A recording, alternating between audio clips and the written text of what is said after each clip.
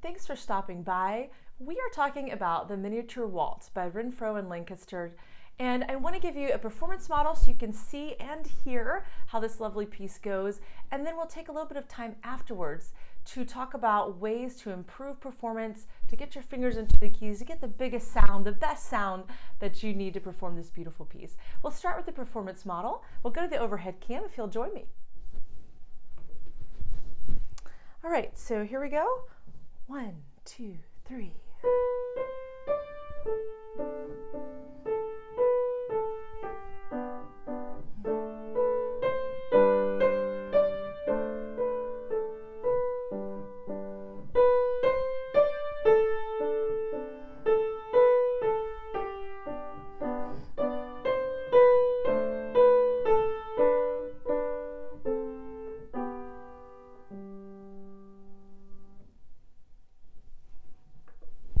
It's just a beautiful little piece, isn't it?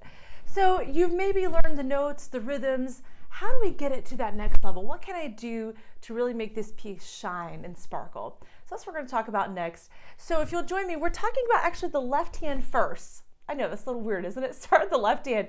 But actually there's something very helpful about the left hand. I find many students relax once I talk to them about the left hand first on this piece. So the left hand is right there in the middle of the piano. We're on G below middle C, and we're putting our pinky there, but the thumb is going to stay here on middle D. So notice that in measure 2, it's C and D, measure 4, B and D, measure 5, A and D, measure 6, G and D. So the thumb plays every single time there's a left hand note. And if you look throughout the rest of the music, you find that it bears true all the way through measure 14. So you find that every time the left hand is present and there's 2 notes played, always the note D will be found present there. So make sure that you notice that. That gives you a little bit of a relief instead of going, oh, there's 2 notes in the left hand. Maybe this is the first time I've played 2 notes together. It's really stressful. Well, I'll take that stress away from you. It's just the note D. It's always the thumb note. So that's one point. The second point is, you may have already noticed when I was on the overhead cam, there's a pattern. So starting at measure 2 through measure 6, you'll see that we start first and second finger together, then it moves down to the 3rd finger, then the 4th finger, then the 5th finger. So you kind of have this walk down pattern that happens. It comes again exactly the same way at measure 10, measure 12, measure 13, you find these same stepping patterns. We start walking down. So that's really a great way to kind of zone in on most of this left hand, is that pattern where we're just walking down. So I'm hoping that's encouraging to you. And then the last thing I want to say is the left hand is not the melody, as you heard. It's just the accompaniment. It fills in, it supports the melody. So we must remember always to play the left hand very quietly. And that can be a little tricky, right? We want to play loud and robust, but it's got to be a little softer. In fact, a lot softer. At the very beginning, it's marked pianissimo, double quiet. So we want to have very quiet. Stay close to the keys. If you come way up, you get more of a loud sound. The force of gravity is giving me more sound here, pushing my hand on the key. If I don't really leave the key surface and just push with the fingertips, I can get a very quiet sound with very little effort. And I hope that's where you're headed there. Okay, so even when you get to measure 9 and the dynamic is louder, wow, measure 10 left hand, you're coming in, piano. So it's a little bit louder, but it's still going to be soft. All right, so I want to now focus to the right hand.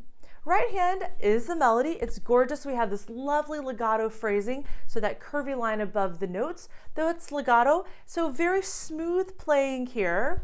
You're going to transfer the weight of your arm through the wrist and the elbow. So make sure as you're playing to get a really beautiful flowing legato sound that you use the wrist and the elbow to help you. If you only play with fingers, it tends to get a little bit dry in the sound, and usually that beautiful flow isn't fully present. So I'll show you what I'm talking about here on the overhead cam. So you have B, C, D, A. You notice my elbow followed my hand up. My 5th finger is fully supported. 2, 3, A, B, A, G, you see that rotation up and back down. So you can practice those ideas all the way throughout. When the notes ascend, the right hand will drift to the right, rotating out. When the notes descend, the arm will rotate back towards the left, towards the body. So that's a beautiful way to get that legato sound. Measure 5, it's a really long phrase. Pushing a little more pressure here for the crescendo and easing back, but we're still having the motion here. And then the last thing I want to say about the legato is after each phrase, there's a little bit of a breath. You have a release of that phrase. So for singers, that's where they breathe. Da, da, da, dum, da, da, dee, dee. Now pianists, you don't have to worry about that when you're playing the keys, but there still is a little bit of a lift. So on the keyboard, all you do is just release the key.